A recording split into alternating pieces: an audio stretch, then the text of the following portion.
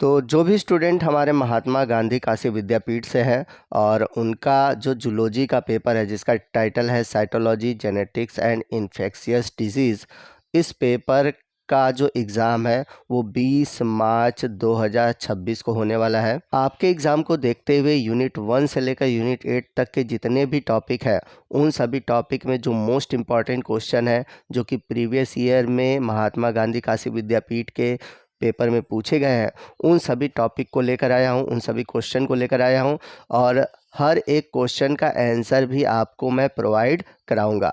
तो जिन बच्चों को डाउट है कि एग्ज़ाम में किस तरह के क्वेश्चन आएंगे या फिर कौन सा टॉपिक बहुत इंपॉर्टेंट है, कौन सा टॉपिक पढ़ना चाहिए, कौन सा टॉपिक छोड़ देना चाहिए, या फिर ऐसे भी स्टूडेंट हैं जिनकी तैयारी अच्छे से नहीं हुई है, बस वो ऐसे क्वेश्चन पढ़ना चाहते हैं जो कि एग्ज़ाम के पॉइंट ऑफ व्यू से मोस्ट इम्पॉर्टेंट हो, तो आज का ये वीडियो आप सभी के लिए है। वीडियो बहुत ही इंपॉर्टेंट है, तो आप वीडियो को ध्यान से देखिएगा, पूरा देखिएगा, वीडियो को कहीं स्किप मत कीजिएगा। तो चलिए वीडियो की शुरुआत करते हैं और चलते हैं क्वेश्चन की ओर। तो इसका जो पहला यूनिट है वो है structure and function of cell organelles first. तो आइए देखते हैं कि इस यूनिट से किस तरह के क्वेश्चन पूछे गए हैं। तो यहाँ पर शॉर्ट क्वेश्चन पूछे गए हैं, शॉर्ट आंसर टाइप क्वेश्चन पूछे गए हैं जिसका आंसर आपको मैक्सिमम 50 वर्ड्स यानी कि 50 शब्दों में देने हैं। पहला जो क्वेश्चन है वो है फैगोसाइटोसिस। तो फैगोसाइटोसिस क्या होता है आइए समझते हैं। Phagocytosis is defined as the process of engulf of solid particle material by the cell, यानी कि किसी कोशिका द्वारा जब किसी सॉलिड पार्टिकल को अपने अंदर लिया जाता है या भक्षण किया जाता है तो उस प्रोसेस को हम बोलते हैं फैगोसाइटोसिस। फॉर एग्ज़ाम्पल अगर हम बात करें जैसे कि अगर कोई बैक्टीरिया या कोई हानिकारक पदार्थ जब हमारे शरीर के अंदर इंटर करता है तो हमारे जो WBC सेल होते हैं वो क्या करते हैं, इन हानिकारक पार्टिकल को अपने अंदर लेकर उनको नष्ट करते हैं। तो जब WBC अपने अंदर इन बैक्टीरिया को लेता है और चूंकि बैक्टीरिया सॉलिड पार्टिकल है तो ये प्रोसेस क्या कहलाता है, फैगोसाइटोसिस कहलाता है। तो WBC के दो सेल हैं, एक है न्यूट्रोफिल्स और दूसरा है मैक्रोफेगस। ये दोनों क्या करते हैं, फैगोसाइटोसिस का कार्य करते हैं। तो चलिए इसी टॉपिक से रिलेटेड मैं आपसे एक क्वेश्चन पूछना चाहता हूँ कि अगर सेल लिक्विड फॉर्म में किसी चीज़ को अपने अंदर लेता है तो उस प्रोसेस को क्या कहते हैं। सॉलिड फॉर्म में जब लेता है तो हम उसको फैगोसाइटोसिस कहते हैं, लेकिन अगर लिक्विड फॉर्म में लेता है तो उसे क्या कहते हैं। आप इसका आंसर हमें कमेंट करके बताएंगे। अगर आपको इसका आंसर नहीं पता है तब भी आप कमेंट करिएगा, मैं आपको इसका आंसर बता दूंगा। आइए चलते हैं अगले क्वेश्चन की ओर। अगला क्वेश्चन है एक्सोसाइटोसिस। तो एक्सोसाइटोसिस क्या होता है। एक्सोसाइटोसिस दो वर्ड से मिलकर बना है, एक्सो प्लस साइटोसिस। तो एक्सो का मतलब होता है आउटसाइड और साइटोसिस का मतलब होता है सेल, यानी कि जब कोई चीज़ कोशिका के बाहर जाती है तो उसको हम बोलते हैं एक्सोसाइटोसिस। तो जैसा कि एनिमेशन के थ्रू आप देख सकते हैं कि कैसे सेल के अंदर की चीज़ बाहर की ओर जा रही है और यही प्रोसेस है एक्सोसाइटोसिस।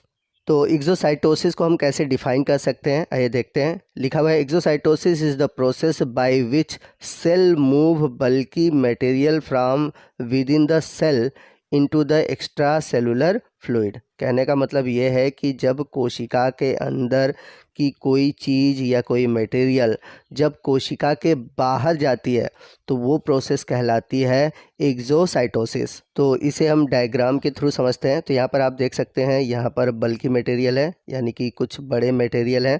अब ये जो बड़े मटेरियल हैं इनकी पैकेजिंग होती है, यानी कि थैली के अंदर इन्हें पैक किया जाता है पहले, ठीक। अब जब ये पैकेजिंग हो जाती है तो ये कोशिका द्रव में यानी कि साइटोसोल में आगे की ओर बढ़ते हैं। तो अब जब ये आगे की ओर बढ़ते हैं तो धीरे धीरे बड़े होते हैं। इन वेसिकल को बोलते हैं हम सेक्रेटरी वेसिकल, यानी कि स्रावी करने वाली थैलियाँ। स्रावी करने वाली थैलियाँ कहने का मतलब जो चीज़ें बाहर की ओर ले जाई जाए, जिन थैलियों द्वारा कोई चीज़ कोशिका के बाहर जाती हैं तो उन्हें हम बोलते हैं सिक्रेटरी वेसिकल, यानी कि स्रावी थैलियाँ।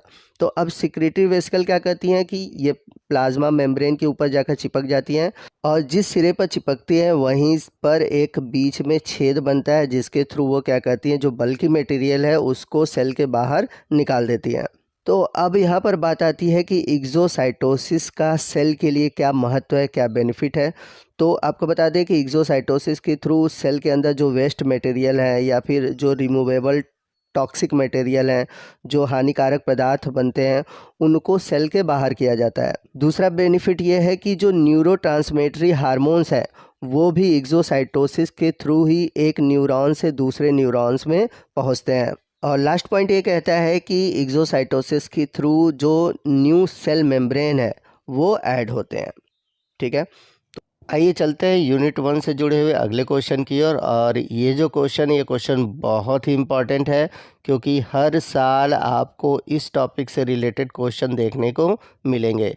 तो क्वेश्चन है, right in brief fluid mosaic model of plasma membrane. तो आप सभी ने प्लाज्मा मेम्ब्रेन का फ्लूइड मोज़ेक मॉडल पढ़ा होगा और ये क्वेश्चन बहुत पूछा जाता है। तो आइए देखते हैं इसका आंसर क्या होगा। अगर हम बात करें फ्लूइड मोज़ेक मॉडल की, तो फ्लूइड मोज़ेक मॉडल को सिंगर और निकोलसन नामक वैज्ञानिक ने 1972 में दिया था। अब इनके अकॉर्डिंग देखा जाए तो जो सेल मेम्ब्रेन है ये 3 मॉलिक्यूल से मिलकर बना हुआ है। पहला है लिपिड, दूसरा है प्रोटीन और तीसरा है कार्बोहाइड्रेट। तो सेल मेम्ब्रेन में सबसे अधिक मात्रा पाई जाती है प्रोटीन की, ये लगभग 60 to 80% होता है। और लिपिड की मात्रा उसके बाद है जो कि 20 से 40% होता है। और वहीं बात करें हम कार्बोहाइड्रेट की, तो ये सबसे कम मात्रा में पाए जाते हैं। इनका जो अमाउंट होता है वो होता है 2 से 10%। तो आइए एनिमेशन के थ्रू देखते हैं कि ये सभी कंपोनेंट कहाँ पाए जाते हैं। तो सबसे पहले अगर हम बात करें फास्फोलिपिड की, तो फास्फोलिपिड जैसा कि आप सभी जानते हैं बाइलेयर के रूप में होता है। तो ऊपर वाला जो भाग होता है वो होता है हेड, जो कि हाइड्रोफिलिक नेचर का होता है, वाटर सॉल्युबल होता है। और जो टेल वाला रीजन होता है ये हाइड्रोफोबिक होता है, ये वाटर इनसॉल्युबल होता है, यानी कि जल में घुलनशील नहीं होता। तो यहाँ पर देख सकते हैं कि फास्फोलिपिड के 2 लेयर हैं, इसलिए बाइलेयर के रूप में पाया जा रहा है। लिपिड का ही एक रूप है कोलेस्ट्रॉल। तो कोलेस्ट्रॉल क्या करता है, यह प्लाज्मा मेम्ब्रेन की परमेबिलिटी यानी कि पारगम्यता को कंट्रोल करता है। वहीं अगर हम बात करें प्रोटीन की, तो जैसा कि मैंने बताया था कि 2 तरह के प्रोटीन होते हैं, इंटीग्रल प्रोटीन और दूसरा है पेरिफेरल प्रोटीन, जिसे हम एक्सट्रिंसिक प्रोटीन भी बोलते हैं। तो इंटीग्रल प्रोटीन के द्वारा क्या होता है कि कोई भी मॉलिक्यूल सेल के अंदर और बाहर आ जा सकता है। वही जो पेरिफेरल प्रोटीन होते हैं, जैसा कि मैंने बताया था, ये लिपिड के बाहर यानी कि हेड रीजन की ओर पाए जाते हैं। और जो तीसरा प्रोटीन है ये कोई स्पेशल प्रोटीन नहीं है, जैसा कि मैंने बताया था कि कुछ कार्बोहाइड्रेट प्रोटीन से जुड़े होते हैं जिनको हम बोलते हैं ग्लाइकोप्रोटीन, और ये वही प्रोटीन है। तो यहाँ पर आप इमेज में देख सकते हैं फास्फोलिपिड, कोलेस्ट्रॉल, प्रोटीन, प्रोटीन के 2 रूप, इंट्रिंसिक प्रोटीन और एक्सट्रिंसिक प्रोटीन। और वहीं अगर हम कार्बोहाइड्रेट की बात करें, तो कार्बोहाइड्रेट 2 रूपों में पाया जाता है। अगर प्रोटीन के साथ जुड़ा हुआ है तो ग्लाइकोप्रोटीन, और लिपिड के साथ जुड़ा हुआ है तो ग्लाइकोलिपिड। तो यहाँ पर आप ग्लाइकोप्रोटीन और ग्लाइकोलिपिड देख सकते हैं। तो कुछ इस तरह से आप फ्लूइड मोज़ेक मॉडल, या फिर कह सकते हैं कि फ्लूइड मोज़ेक का ये एक तरह से 3D मॉडल है। अब बात आती है कि एग्ज़ाम में आप कैसे इसको ड्रॉ करेंगे। तो यहाँ पर आप फिगर देख सकते हैं, कुछ इस तरह से आपको एग्ज़ाम में ड्रॉ करना है। चूँकि इम्पॉर्टेंट है इसलिए एग्ज़ाम में आएगा, आप ज़रूर इस फिगर को याद कर लीजिए, आपको कैसे बनाना है इसका एक बार प्रैक्टिस कर लीजिए। अब यहाँ पर एक क्वेश्चन आता है कि सिंगर और निकोलसन ने अपने इस मॉडल का नाम फ्लूइड मोज़ेक मॉडल क्यों रखा। तो मोज़ेक का मतलब होता है डिसकंटिन्यूअस, या फिर कह सकते हैं इरेगुलर। तो जैसा कि मैंने पीछे भी आपको बताया था कि इनमें जो प्रोटीन होते हैं वो डिसकंटिन्यूअस इरेगुलर होते हैं। तो इरेगुलर कहने का मतलब क्या है कि पीछे आपने जो 2 मॉडल देखे थे उसमें आपने देखा था कि लिपिड बाई लेयर के ऊपर प्रोटीन की जो लेयर थी वो कंटिन्यू पाई जा रही थी। लेकिन अगर आप फ्लूइड मोज़ेक मॉडल में देखेंगे तो प्रोटीन जो है वो कंटिन्यूअस नहीं पाया जा रहा है, वो ऊपर की ओर कहीं कहीं पाया जा रहा है। तो मोज़ेक का मतलब यही है कि इरेगुलर, यानी कि प्रोटीन जो है यहाँ पर इरेगुलर है, डिसकंटिन्यूअस है। अब अगर हम बात करें फ्लूइड की, तो फ्लूइड का मतलब अभी मैंने पीछे बताया था कि इसमें जो लिपिड लेयर होती है, जो लिपिड बाई लेयर है, वो एक फ्लूइड की तरह बिहेव करती है, एक द्रव की तरह बिहेव करती है, यानी कि पानी की तरह बहता रहता है। अब इसे फ्लूइड मोज़ेक मॉडल क्यों बोला गया, तो आप देखेंगे जैसे कि समुद्र के पानी में, यहाँ पे समुद्र के पानी को हम एक तरह से लिपिड मान के चल रहे हैं, ठीक है, लिपिड बाई लेयर मान के चल रहे हैं। तो जैसे समुद्र के पानी में कहीं कहीं आप देखते हैं बर्फ़ के जो छोटे छोटे पहाड़ जो होते हैं तैरते रहते हैं, ठीक उसी प्रकार लिपिड के ऊपर जो प्रोटीन है वो तैरता रहता है। तो यहाँ पे प्रोटीन को हम कंपेयर कर रहे हैं बर्फ़ के पहाड़ के छोटे टुकड़ों से। तो प्रोटीन जो है वो लिपिड के ऊपर तैरता रहता है, यानी कि लिपिड के ऊपर पाया जाता है, ठीक है। सेम वैसे ही जैसे कि समुद्र के ऊपर बर्फ़ के पहाड़ के जो छोटे छोटे टुकड़े होते हैं वो पाए जाते हैं, इसलिए इस मॉडल को बोला गया है फ्लूइड मोज़ेक मॉडल। जैसा कि मैंने पीछे आपको बताया था कि जो फ्लूइड मोज़ेक मॉडल है ये यूनिवर्सली एक्सेप्टेड है, यानी कि सभी वैज्ञानिकों द्वारा ये माना गया है कि ये सबसे सही है। अब ये सही क्यों है? क्योंकि अगर देखा जाए ये जो मॉडल है ये प्लाज्मा मेम्ब्रेन के स्ट्रक्चर और फंक्शन दोनों के बारे में एकदम सटीक बताता है, सही सही जानकारी देता है, इसलिए ये मॉडल सभी वैज्ञानिकों द्वारा माना गया है। चलते हैं अगले क्वेश्चन की ओर। अगला क्वेश्चन है describe cell cell interaction also explain the cell adhesion of molecules. तो कोशिका कोशिका अंतर्वेश की व्याख्या करना है और कोशिका आसंजन अणु पर संक्षिप्त टिप्पणी लिखना है। तो आपको बता दें कि इस टॉपिक से रिलेटेड मैंने वीडियो बनाया हुआ है, आप हमारे चैनल के प्लेलिस्ट में जाएं, आपको जितने भी टॉपिक है यानी कि इस पेपर में जितने भी क्वेश्चन पूछे गए हर एक क्वेश्चन से रिलेटेड वीडियो मिलेंगे। यूनिट 1 से जुड़ा हुआ अगला क्वेश्चन है describe the chemical composition of the plasma membrane, यानी कि प्लाज्मा झिल्ली की रासायनिक संरचना का वर्णन कीजिए। और साथ ही साथ फ्लूइड मोज़ेक मॉडल के बारे में भी पूछा हुआ है। तो मैंने पीछे भी बताया कि फ्लूइड मोज़ेक मॉडल बहुत ही इंपॉर्टेंट है, आप इसको ज़रूर याद रखिएगा। चलते हैं यूनिट सेकंड की ओर। यूनिट सेकंड में जो क्वेश्चन है describe the structure of mitochondrion with diagram and explain its role in cellular metabolism. तो माइटोकॉन्ड्रिया की संरचना बताना है और साथ ही साथ इसका जो मेटाबॉलिज्म का तरीका है उसका क्या भूमिका है आपको ये भी बताना है। तो ये भी इम्पॉर्टेंट क्वेश्चन है यूनिट सेकंड से। अगला क्वेश्चन है what is the cellular respiration, यानी कि कोशिकीय श्वसन क्या है। Explain about the oxidative phosphorylation. तो ऑक्सीडेटिव फास्फोराइलेशन के बारे में आपको बताना है। ये आपको बता दें यहाँ पर कि ये जो सेलुलर रिस्पायरेशन और जो ऑक्सीडेटिव फास्फोराइलेशन है ये माइटोकॉन्ड्रिया से ही जुड़ा हुआ टॉपिक है। तो कभी कभी ये दोनों क्वेश्चन एक साथ भी दे देते हैं, तो आप दोनों क्वेश्चन को ज़रूर तैयार रखिएगा। यूनिट सेकंड से अगला जो बहुत इंपॉर्टेंट क्वेश्चन है वो है साइटोस्केलेटन। तो आप साइटोस्केलेटन के बारे में भी पढ़ लीजिएगा क्योंकि साइटोस्केलेटन बहुत ही इंपॉर्टेंट टॉपिक है। इसमें माइक्रोट्यूब्यूल्स ये भी बहुत क्वेश्चन पूछा जाता है। इसके अलावा जो यूनिट सेकंड से जुड़ा हुआ क्वेश्चन है राइबोसोम, तो राइबोसोम का स्ट्रक्चर, फंक्शन और इसके जो टाइप्स है ये भी बहुत पूछे जाते हैं, तो आप ये भी क्वेश्चन तैयार रखिएगा। इसके बाद अगला क्वेश्चन शॉर्ट टाइप क्वेश्चन है, जैसे कि एग्जाम्पल के रूप में अगर हम बात करें पैराक्सीसोम, माइक्रोट्यूब्यूल्स, एक्सोसाइटोसिस के बारे में मैंने आपको पीछे बताया हुआ है, ये यूनिट फर्स्ट से जुड़ा हुआ टॉपिक है। तो ये जो शॉर्ट नोट वाले क्वेश्चन होते हैं ये अक्सर पूछे जाते हैं। तो माइक्रोट्यूब्यूल साइटोस्केलेटन का क्वेश्चन है, ये शॉर्ट टाइप क्वेश्चन में पूछा गया है। तो इन सभी क्वेश्चन के जो आंसर है आपको हमारे चैनल में मिल जाएंगे। हमारे चैनल के प्लेलिस्ट में जाइए, मैंने आपके फर्स्ट सेमेस्टर जूलॉजी और बॉटनी सभी टॉपिक पर वीडियो बनाया हुआ है। अगर आपको वीडियो नहीं मिलता है तो आप हमें कमेंट करके बताइएगा, मैं उसका लिंक आपको कमेंट बॉक्स में प्रोवाइड करा दूंगा ताकि आसानी से आप वो वीडियो देख सकें। चलते हैं यूनिट थर्ड की ओर जो कि है न्यूक्लियस एंड क्रोमेटिन स्ट्रक्चर। तो आइए देखते हैं यूनिट थर्ड से जुड़े हुए इंपॉर्टेंट क्वेश्चन कौन है। पहला क्वेश्चन है describe the structure of chromatin, यानी कि क्रोमेटिन के स्ट्रक्चर के बारे में बताइए और साथ ही साथ इसका जो ऑर्गेनाइजेशन है, इसकी जो संरचना है, इसका जो संगठन है ये भी बताना है। और ये जो स्ट्रक्चर आपको बताना है ये बताना है यूकैरियोटिक सेल में। अगला क्वेश्चन है describe the structure and function of nucleus in eukaryotes, यानी कि यूकैरियोटिक कोशिका में केंद्र की संरचना उसके कार्यों का वर्णन करना है। आइए चलते हैं यूनिट 4 की ओर। यूनिट 4 का जो टाइटल है सेल साइकिल, सेल डिवीज़न और सेल सिग्नलिंग, और बहुत ही इंपॉर्टेंट यूनिट है। इस यूनिट से तो कई सारे क्वेश्चन बनते हैं। जैसे पहला क्वेश्चन है describe various type of cellular junction width diagram. तो विभिन्न प्रकार के कोशिकीय जो संधियां हैं उसके बारे में आपको बताना है। तो इस टॉपिक से रिलेटेड मैंने अभी वीडियो अपलोड नहीं किया हुआ है, आने वाले दिनों में जल्द ही इस टॉपिक से रिलेटेड आपको वीडियो मिल जाएंगे। अगला क्वेश्चन है explain the process of meiosis, यानी कि अर्धसूत्री विभाजन का आपको वर्णन करना है। तो बहुत ही इंपॉर्टेंट है मियोसिस माइटोसिस दोनों ही, अर्धसूत्री विभाजन और समसूत्री विभाजन।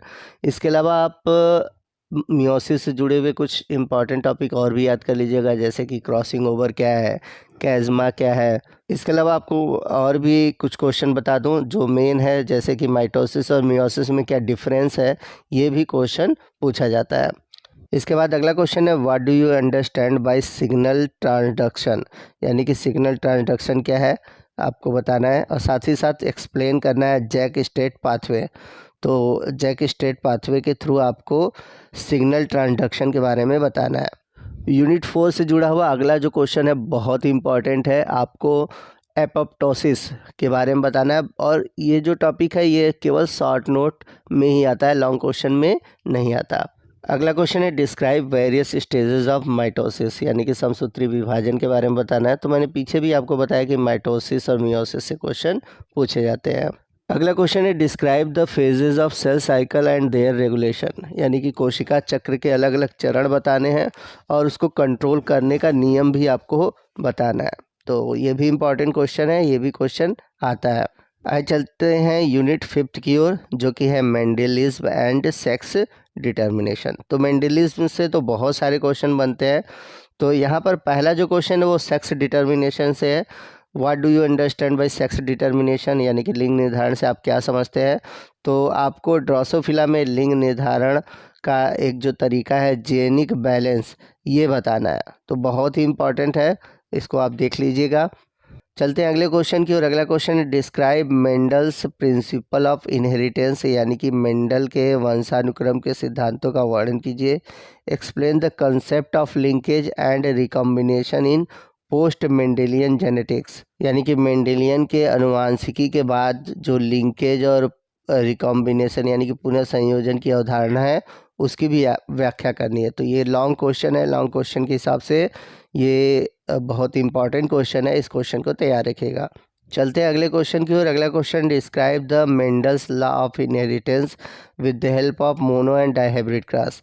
तो जो मेंडल का लॉ ऑफ इनहेरिटेंस है, यानी कि वंशागत का जो सिद्धांत है, उसको आपको मोनो और डाइहाइब्रिड क्रॉस के हिसाब से बताना है। तो आपको इसके बारे में डाउट होगा तो मैं आपको बता दूं, मोनो हाइब्रिड क्रॉस में आएगा लॉ ऑफ डोमिनेंस और लॉ ऑफ सेग्रीगेशन, और डाई हाइब्रिड क्रॉस में आएगा लॉ ऑफ इंडिपेंडेंट असॉर्टमेंट, यानी कि तीनों नियम के बारे में आपको बताना है। अगला क्वेश्चन जो है मेंडल के लॉ ऑफ सेग्रीगेशन से जुड़ा हुआ है। तो आपको लॉ ऑफ सेग्रीगेशन के बारे में पूछा है, यानी कि सेकेंड लॉ के बारे में पूछा है। उसी तरह से अगला question law of independent assortment से पूछा हुआ है। तो आप जितने भी लॉ हैं मेंडल के, चाहे वो लॉ ऑफ डोमिनेंस हो, लॉ ऑफ सेग्रीगेशन हो, या फिर लॉ ऑफ इंडिपेंडेंट असॉर्टमेंट हो, आप तीनों को याद रखिएगा, तीनों से अलग अलग क्वेश्चन बनते हैं। चलते हैं यूनिट 6 की ओर, जो कि है extension of Mendelism gene and environment. इससे जुड़ा हुआ जो पहला क्वेश्चन है वो है मैटरनल इफेक्ट, यानी कि मातृ प्रभाव। तो मातृ प्रभाव क्या होता है आपको इसके बारे में बताना है। इसके बाद अगला जो शॉर्ट क्वेश्चन है वो है एलीज, फिर उसके बाद है डाई हाइब्रिड क्रॉस। अगला जो क्वेश्चन है वो लॉन्ग क्वेश्चन है, आपको इसमें क्रोमोजोमल एबनॉर्मलीज के बारे में बताना है कि गुणसूत्र संबंधी जो विसंगतियाँ हैं, चाहे वो गुणसूत्र के क्रोमोसोम नंबर में बदलाव हो, या फिर उसके स्ट्रक्चर में बदलाव हो, या फिर जो उसके और अलग अलग टाइप हो। तो ये क्वेश्चन जो है लॉन्ग क्वेश्चन में पूछा जाता है, इसमें भी अंदर कई क्वेश्चन बनते हैं, तो आप इस टॉपिक को याद रखिएगा। अगला क्वेश्चन है टर्नर सिंड्रोम और क्रोमोसोम क्या होता है ये। तो क्रोमोसोम के बारे में भी आप पढ़ लीजिएगा। हाँ, यहाँ पर मैं बता दूं कि ये आपका जो क्वेश्चन पूछा हुआ यूनिट 7 से है। यूनिट 7 जो है वो है ह्यूमन क्रोमोसोम, तो ह्यूमन क्रोमोसोम से जुड़ा हुआ है। इसके अलावा आप एक और कैरियोटाइप क्या होता है इसके बारे में पढ़ लीजिएगा। चलते हैं अगले क्वेश्चन की, और अगला क्वेश्चन है explain about the numerical chromosomal aberration with example and their effect. तो जो संख्यात्मक गुणसूत्र विपतन है, यानी कि अभी मैंने पीछे बताया था कि क्रोमोसोम में जब चेंजेस होते हैं तो वो दो तरीके से होते हैं, एक तो संरचना में होता है, एक नंबर में होता है। तो यहाँ पर जो नंबर वाला चेंजेस है वो आपको विथ एग्जांपल बताना है, जैसे कि अगर आपने Down syndrome, Turner syndrome, Klinefelter syndrome ये सभी पढ़ा है तो वो सभी टॉपिक इसी टॉपिक से रिलेटेड है। अगला क्वेश्चन है, यहाँ पर यूनिट 8 लिखा हुआ है, लेकिन ये यूनिट 8 से जुड़ा हुआ नहीं है, ये यूनिट 7 से ही जुड़ा हुआ है, गलती से यहाँ पे आ गया है। तो और ये क्वेश्चन बहुत इंपॉर्टेंट भी है। क्वेश्चन है व्हाट इज़ पेडिग्री एनालिसिस, यानी कि वंशागति विश्लेषण क्या है। Draw and explain the symbol used in it, यानी कि पेडिग्री एनालिसिस में कौन कौन से सिंबल यूज़ होते हैं उनको बताना है। Prepare a pedigree for any x linked recessive character at least 3 generation. तो आपको एक्स लिंक्ड जो अप्रभावी लक्षण है उसको कम से कम 3 पीढ़ियों तक बनाना है। तो इस टॉपिक से रिलेटेड अभी मैंने वीडियो अपलोड नहीं किया हुआ है और आप में से बहुत लोगों ने कमेंट किया हुआ है कि सर इस टॉपिक से रिलेटेड वीडियो अपलोड कीजिए। तो जल्द ही मैं इस टॉपिक से रिलेटेड वीडियो अपलोड करूंगा क्योंकि ये टॉपिक बहुत ही इंपॉर्टेंट है। आइए चलते हैं यूनिट 8 की ओर। यूनिट 8 है इन्फेक्शियस डिजीज़। तो इस टॉपिक से रिलेटेड जुड़ा क्वेश्चन है, explain the structure and function of antibodies and their role in immunity. यानी कि एंटीबॉडी की संरचना और कार्यों का वर्णन करना है और इसकी प्रतिरक्षा तंत्र में क्या भूमिका है ये भी बताना है। आइए चलते हैं अगले क्वेश्चन की ओर। अगला क्वेश्चन है describe life cycle and pathogenicity of Vaucheria. तो वाउचेरिया का जीवन चक्र और जो रोग जनकता है इसके बारे में बताना है। चलते हैं अगले क्वेश्चन की ओर। अगला question describe the component of the immune system. यानी कि प्रतिरक्षा प्रणाली के जो घटक है उनके बारे में बताना है और इनका क्या रोल है डिफेंस मैकेनिज्म में यानी कि रक्षा तंत्र में, इसके बारे में भी बताना है। यूनिट 8 से जुड़ा हुआ अगला क्वेश्चन है describe structure, life cycle, pathogenicity and control of trypanosoma. तो ट्रिपैनोसोमा की संरचना, जीवन चक्र, रोग जनकता और नियंत्रण के उपायों के बारे में आपको डिटेल से बताना है। तो दोस्तों ये था हमारा आज का वीडियो जिसमें कि आपने बीएससी फर्स्ट सेमेस्टर जूलॉजी के जितने भी इम्पॉर्टेंट क्वेश्चन हैं यूनिट 1 से लेकर यूनिट 8 तक के सभी इम्पॉर्टेंट क्वेश्चन को देखा, उसके सोल्यूशन को देखा। तो आपको आज का ये वीडियो कैसा लगा कमेंट करके ज़रूर बताइएगा। वीडियो अच्छा लगा हो तो प्लीज़ वीडियो को लाइक करिएगा, अपने दोस्तों में शेयर कीजिएगा और कोई भी डाउट है आप हमसे कमेंट करके क्वेश्चन पूछ सकते हैं। और आप कुछ सजेस्ट करना चाहते हैं कि सर और भी इस टॉपिक से रिलेटेड वीडियो बनाइए, चाहे शॉर्ट हो चाहे लॉन्ग हो, तो आप कमेंट करके ज़रूर बताइएगा। तो आज के इस वीडियो में बस इतना ही। मिलते हैं अगले वीडियो में अगले टॉपिक के साथ। तब तक के लिए जय हिंद, जय भारत।